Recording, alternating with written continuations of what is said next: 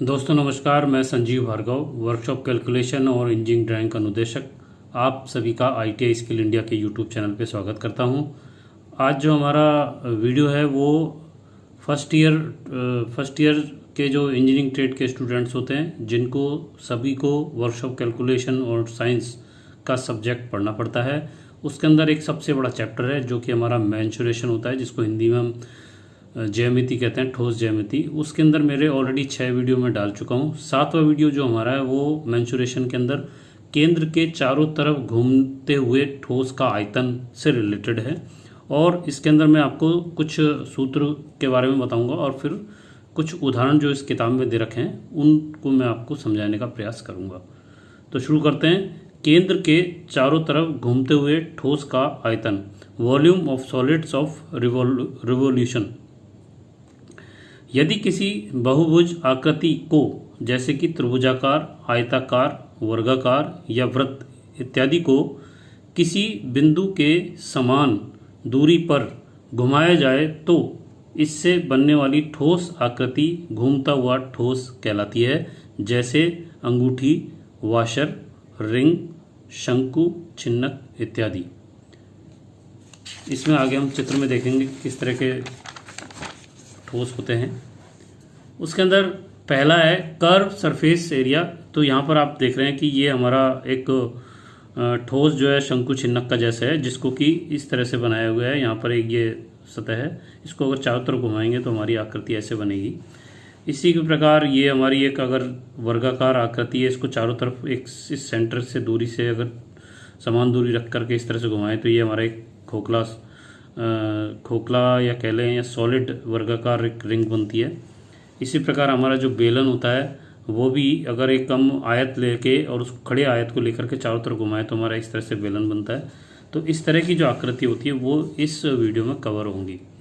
तो पहला है उसके अंदर curve surface area. Curve surface area AC is equal to L into DS into pi, जहाँ L हमारा तिर्यक लंबाई है, DS ठोस आकृति के मध्य का व्यास है, जो कि हमको इसके अंदर मध्य का व्यास निकालना पड़ेगा, जो कि एवरेज होगा। ऊपर का व्यास और नीचे का व्यास को अगर हम एवरेज निकालेंगे तो हमारे पास यह निकल के आएगा। और AC हमारे यहाँ कर्व सरफेस एरिया है, जिसको हमें निकालने के लिए ये सूत्र की जरूरत पड़ेगी।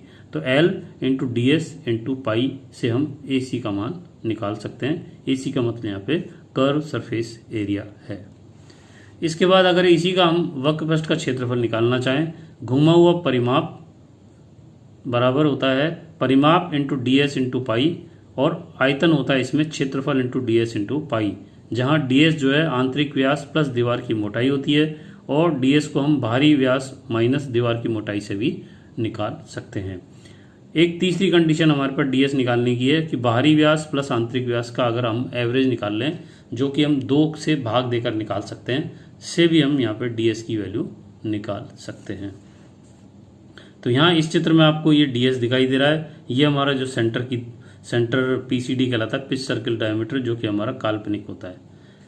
तो हम इसके अंदर एक उदाहरण लेते हैं कि D हमारे पास 20 दे रखा है, H हमारे पास 10 मीटर दे रखी है, वक्रपृष्ठ का क्षेत्रफल निकालना है, और वक्रपृष्ठ का जो क्षेत्रफल है निकालने का जो सूत्र होता है वो पाई DH होता है, जो कि हमारे इस बेलन का निकालना है। तो यहाँ पर D हमारे को दे रखा है, हाइट हमारे को H दे रखी है, तो जब वक्रपृष्ठ का क्षेत्रफल निकालेंगे तो पाई DH से निकलेगा, जो कि हमारी परिधि इंटू ऊंचाई के बराबर होता है। तो पाई का मान 3.14 रखेंगे, D का मान हम यहाँ पे 20 रखेंगे, H का मान यहाँ पे हम 10 रखेंगे। तो जब इसको मल्टीप्लाई करेंगे तो ये हमारा 628 वर्ग मीटर आएगा। और ये वर्ग मीटर आने का मतलब क्या है कि यहाँ पर जो हमारा वक्रपृष्ठ का क्षेत्रफल निकाला जा रहा है, तो हमारा जो क्षेत्रफल होता है उसकी इकाई हमेशा हमारी वर्ग में निकलती है। वो हमारा वर्ग जो है मीटर में हो सकता है, मिलीमीटर हो सकता है, सेंटीमीटर हो सकता है, फुट हो सकता है, और इंच भी हो सकता है। इसके बाद अगला उदाहरण एक है, ये ड्रम है जिसके अंदर ये D दे रखा है और इसकी लेंथ दे रखी है। D हमारे पास 300 मिलीमीटर है, L हमारे पास 0.62 मीटर है। अब चूंकि इन दोनों जो राशियां हैं उनकी जो इकाइयां अलग अलग है, इसलिए दोनों की इकाई एक समान होने के बाद ही हम उसको फॉर्मूले में रखेंगे। तो यहाँ हम अगर D को मिलीमीटर में दे रखा है और हमें अगर मीटर में चेंज करना है, तो पहले हम इसके अंदर 300 के अंदर 320 ये 320 आएगा। 320 मिलीमीटर के अंदर अगर हम 10 का भाग देंगे तब हमारा ये सेंटर बनेगा, सेंटीमीटर बनेगा। फिर उसके बाद इसके अंदर हम जब 10 का भाग देंगे तब ये डेसीमीटर बनेगा, और इस 10 मीटर में फिर हम 10 का भाग देंगे तब ये हमारा मीटर बनेगा।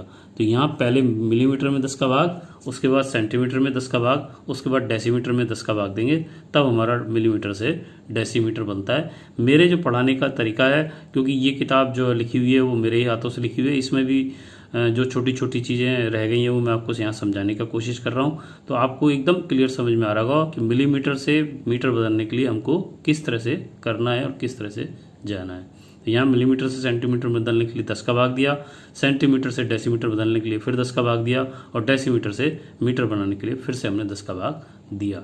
और एल हमारा 0.62 मीटर दे रखा है। एन यहाँ पर 120 RPM दे रखा है, जो कि हिंदी में चक्र प्रति मिनट कहलाता है। चक्र प्रति मिनट का मतलब होता है कि एक चक्र में 1 मिनट में काटे गए कुल चक्रों की संख्या।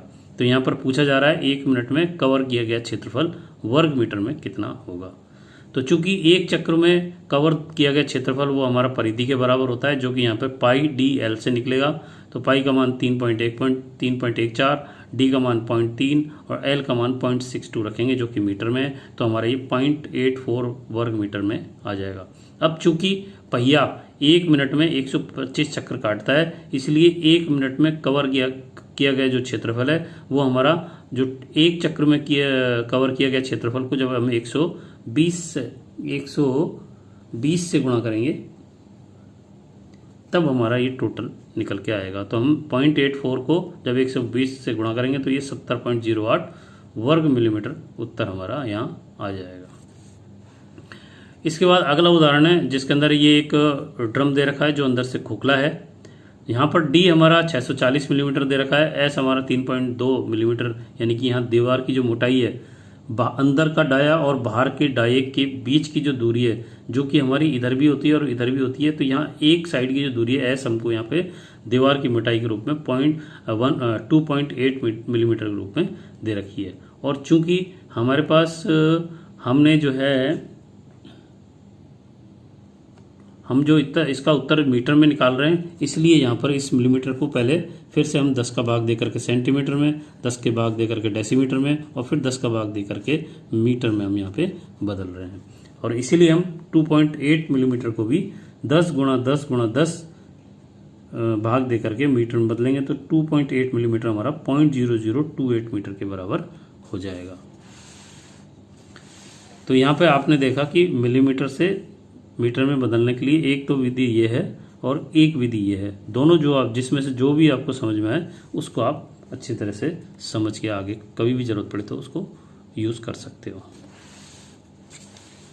इसके बाद है H बराबर 815 मिलीमीटर हमारे को दे रखा है। इसको फिर से हम मीटर में बदलेंगे तो 10 गुणा 10 गुणा 10 यानी कि 1000 का भाग देंगे तो 0.815 मीटर हो जाएगा।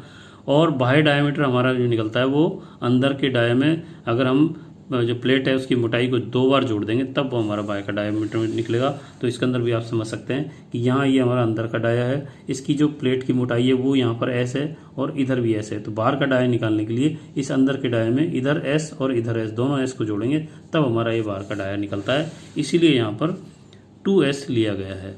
तो यहाँ पर D का मान 0.64 और S का मान 0.0028 है। इसको 2 से गुणा करेंगे और इसकी वैल्यू निकालेंगे तो 0.0056 होगी, जो कि 0.64 में जोड़ने पर 0.6456 मीटर आ जाएगी।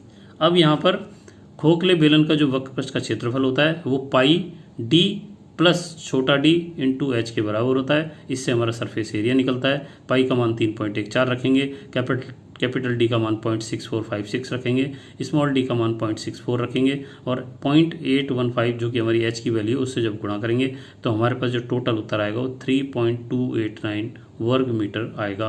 क्योंकि ये वक्रपृष्ठ का क्षेत्रफल है और क्षेत्रफल की जो इकाई है वो हमारी हमेशा वर्ग के साथ चलती है। तो यहाँ पर मीटर होने की वजह से ये वर्ग मीटर, यहाँ पे मीटर का स्क्वायर लिख रखा है या इसको हम वर्ग मीटर भी लिख सकते हैं। इसके बाद एक अगला उदाहरण, एक डी बराबर 700 मिलीमीटर दे रखा है, आर बराबर 700 बटे 2 बराबर 350 मिलीमीटर हो जाएगा। ए बराबर 32 मिलीमीटर का वर्ग की भुजा दे रखी है। एल खींची गई लंबाई मीटर में हमें निकालनी है। तो यहाँ एक ये रिंग जैसा चित्र दे रखा है, क्योंकि निम्मी पैटर्न पे सवाल है और निम्मी पैटर्न के जो सवाल होते हैं उनमें ये खासियत होती है कि उसके अंदर आपको वो चित्र दे देते हैं और चित्र के साथ कुछ पैरामीटर दे करके उसके सवाल को सॉल्व कराया जाता है। तो यहाँ पर एक रिंग टाइप है और रिंग के अंदर ये जो छल्ला बना हुआ है ये वर्गाकार धातु से बना हुआ है, वर्गाकार रॉड से बना हुआ है, ना कि गोल रिंग से। तो वर्गाकार का जो हमारा अंदर का डाया है वो हमारे पास 700 मिलीमीटर है और यहाँ पर ए का मान जो है, भुजा का मान जो वर्ग की भुजा 22 मिलीमीटर दे रखी है।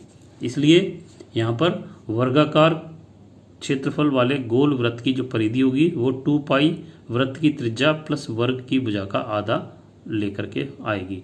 तो 2 पाई का मान 3.14, वृत्त की जो त्रिज्या है वो हमारे पास 350 है जो कि हमने ऊपर निकाली 700 में 2 का भाग देके, और प्लस हमारे पास जो ए है वो 22 मिलीमीटर दे रखा है, इसका आधा लेंगे तो 11 जुड़ जाएगा।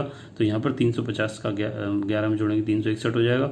इसकी जब टोटल कैलकुलेशन करेंगे तो 2267.08 मिलीमीटर आएगा। इसको फिर से सेंटीमीटर में बदलने के लिए हमारे पास 10 का भाग देंगे तो ये 226.708 सेंटीमीटर हो जाएगा। फिर 10 का भाग देंगे तो ये डेसीमीटर में आ जाएगा और फिर 10 का भाग देंगे तो ये 2.267 मीटर के रूप में आ जाएगा। अगला सवाल, यहाँ चित्र दे रखा है, एक ये बेलन है या एक पाइप है जिसका कैपिटल डी यानी कि बाहर का डाया दे रखा है 75 mm। डी अंदर निकालने के लिए हमको एस दे रखी है, दीवार की मोटाई जो 5 mm है। तो यहाँ पर जो अंदर की जो व्यास निकलेगा वो बाहर के डाय में से डबल एस 2s निकालना पड़ेगा तब निकलेगा। तो 75 में से 2 × 5 यानी 10 का माइनस करेंगे तो ये 65 mm के बराबर आ जाएगा। तो यहाँ पर ये 65 mm हमारा अंदर का डाया हो गया। अब हमको यहाँ पर क्षेत्रफल निकालना है। तो रिंग का जो क्षेत्रफल होता है उसका सूत्र होता है ए बराबर π/4 कैपिटल डी का स्क्वायर माइनस डी का स्क्वायर। तो यहाँ पर पाई का मान रख के और 4 का भाग देंगे, 75 का स्क्वायर 5625 और 65 का स्क्वायर 4225। इसमें से इसको घटाएंगे 1400 बचेगा। इसमें 0.785 को 14 से गुणा करेंगे तो ये 1099 मिलीमीटर वर्ग मिलीमीटर या मिलीमीटर का स्क्वायर उत्तर आ जाएगा। अगला उदाहरण हमारा डीएम बराबर 125 मिलीमीटर दे रखा है। यहाँ पर ये एक इस बेयरिंग का चित्र दे रखा है। इसके अंदर एक इंटरनल डाया होता है, एक बाहर का डाया होता है और इसके अंदर ये गोल छर्रे लगे होते हैं जिनके बीच से अगर कोई काल्पनिक वृत्त बना जाए तो जो कि पीसीडी कहलाता है, पिच सर्किल डायमीटर। तो यहाँ पर हमारे को डीएम 125 दे रखा है जो कि पीसीडी का व्यास है 125 millimetre, pitch circle diameter. S बराबर मिलीमीटर दे रखा है और डी बराबर 10 मिलीमीटर दे रखा है जो कि बोल्ट के लिए क्लियरेंस होल व्यास होता है। तो हमको यहाँ पर क्षेत्रफल पूछा जा रहा है जो कि वर्ग सेंटीमीटर में, इसीलिए ये तीनों हमारी इकाई जो है सेंटीमीटर में बाद में बदली जाएंगी। तो यहाँ पर 6 छिद्र जिनका व्यास 10 डाया मिलीमीटर है का क्षेत्रफल 6 × 1 होल का क्षेत्रफल होगा। तो 6 × π/4 डी स्क्वायर, 6 π/4 का मान 0.785, 10 डी का स्क्वायर 10 स्क्वायर। तो इसको जब गुणा करेंगे तो ये हमारा 4.71 × 100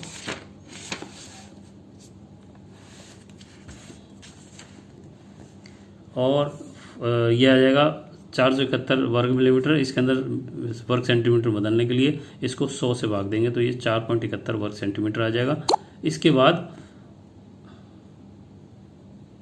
इसके बाद रिंग का जो बाहरी व्यास डी है वो डीएम प्लस एस होगा। तो 125 + 22 बराबर 127। रिंग का अंदर का व्यास डी = डीएम माइनस एस होगा। 125 - 22 बराबर 103। तो रिंग का जो क्षेत्रफल होगा उसका सूत्र हमने पहले भी पढ़ा है कि ए बराबर π/4 capital D square minus small D square होगा। इसके अंदर जब वैल्यू रखेंगे 147, 103, 3.4 और 4, तो यहाँ पे वैल्यू आ जाएगी 0.85 और ये 609 में से 609 घटेंगे तो 11,000 आएगा। इसको जब 0.785 से मल्टीप्लाई करेंगे तो 8635 वर्ग मिलीमीटर आएगा। इस वर्ग मिलीमीटर को वर्ग सेंटीमीटर में बदलने के लिए 100 का भाग देंगे क्योंकि वर्ग है और चूंकि यहाँ पर 10 मिलीमीटर बराबर होता है 1 सेंटीमीटर, और जब इसका वर्ग किया जाएगा उस कंडीशन में 100 हो जाएगा।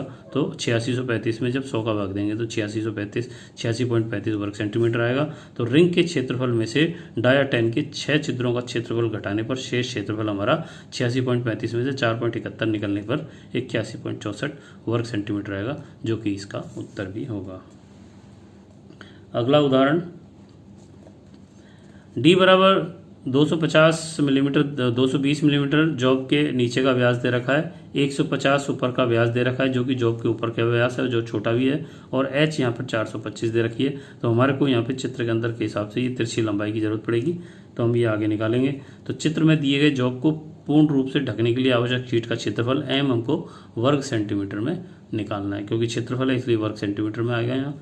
तो यहाँ आपने ये चित्र देखा, चित्र के अनुसार एल जो है हमारी तिर्यक लंबाई है, और टी का मतलब ये जो दूरी है हमारी ये वाली यहाँ से लेकर के यहाँ तक की, वो हमारी बाहर के बड़े डी में से जब छोटे डी को घटाएंगे और आधा कर देंगे तो हमारा ये टी का मान निकल के आएगा। तो ये हमारी वैल्यू यहाँ पे टी निकलेगी 220 का मतलब 70 में 2 को भाग देंगे तो 35 आएगा।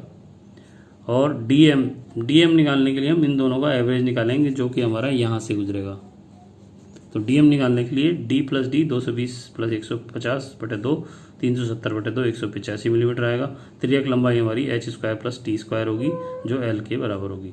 तो यहाँ पर एच बराबर 425, टी बराबर 35, इन दोनों का स्क्वायर करेंगे तो हमारा 1,80,625 में 1225 जोड़ेंगे तो ये 1,81,850 आएगा। इसको जब हम वर्क करेंगे तो ये हमारा 426.43 मिलीमीटर आएगा। अब यहाँ पे कर्व सरफेस एरिया जो होता है वो पाई डीएम इंटू एल आएगा, क्योंकि यहाँ पर डीएम 10 सेंटीमीटर के बराबर होता है और वर्ग सेंटीमीटर मिलीमीटर हमारा एक डीएम को सेंटीमीटर में बदलेंगे तो 10 से गुणा करेंगे और एक डीएम को मिलीमीटर में बदलेंगे तो 100 का गुणा करेंगे। इसी तरह एक डीएम का स्क्वायर करेंगे तो ये भी 100 का स्क्वायर हो जाएगा। इस कंडीशन में एक डेसीमीटर का वर्ग जो है हमारे 10,000 वर्ग मिलीमीटर के बराबर होता है, इसलिए 1 मिलीमीटर का मान डीएम में निकालने के लिए 1/10,000 का भाग 1 में 10,000 का भाग दे देंगे। तो यहाँ पर कर्व सरफेस एरिया जो होता है हमारा पाई, और हमारे पास यहाँ पे डीएम इंटू एल का मान हमारे पास यहाँ से 426.43 है। इसकी जब वैल्यू रखेंगे और जब 10,000 का भाग देंगे तो ये 24.77 वर्ग डेसीमीटर हमारा यहाँ पे आ जाएगा। इसके बाद जो हमारा उदाहरण है इसके अंदर ये एक खोखला बेलन टाइप है जिसके अंदर डी हमारा 400 मिलीमीटर है, बाहर का डाया, अंदर का डाया 300 मिलीमीटर है और एच हमारी 600 मिलीमीटर है। इसको हम सेंटीमीटर में बदलेंगे तो 400 वाली 40, 300 वाली 30 और 600 मिलीमीटर वाली 60 सेंटीमीटर हो जाएगी। तो आयतन हमारा वर्ग घन सेंटीमीटर में निकालने के लिए खोखले बेलन का जो आयतन होता है वो पाई/4 D square minus small D square into H होता है। इसके अंदर जब ये वैल्यू रखेंगे तो हमारी वैल्यू आएगी 7.85 इंटू 700 गुणा 60, तो ये 32,970 घन सेंटीमीटर आ जाएगा। क्योंकि ये आयतन है इसलिए जो इसकी जो इकाई है वो घन सेंटीमीटर में होगी। इसको हम यहाँ पे सेंटीमीटर की पावर 3 या घन सेंटीमीटर भी बोल सकते हैं। इसके बाद एक चित्र दे रखा है पाइप का। तो पाइप की खींची गई लंबाई एल हमको निकालनी है।